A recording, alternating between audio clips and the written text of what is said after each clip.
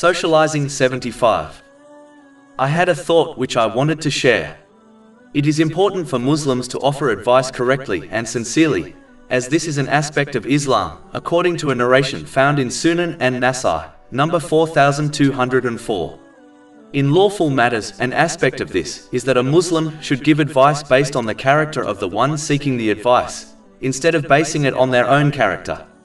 This is in fact a tradition of the Holy Prophet Muhammad, peace and blessings be upon him, who gave different advice when questioned about the same thing from different people.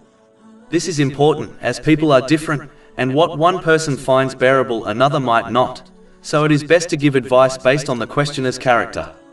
This attitude will reduce the chances of one giving a biased opinion which is tailored to their own character and way of life.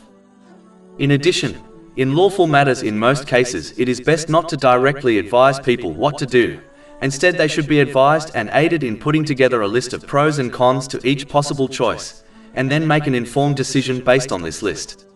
This will most likely lead to a better and satisfactory outcome, and it prevents a person blaming their advisor in the future, as they did not advise them directly by telling them to choose a specific option. Finally, a person should never be ashamed of admitting they are unsure about a matter, and should advise others to seek advice from someone more qualified if necessary. Over 400 free ebooks, audiobooks, infographics, podcasts and blogs available on our website, www.shakepod.com.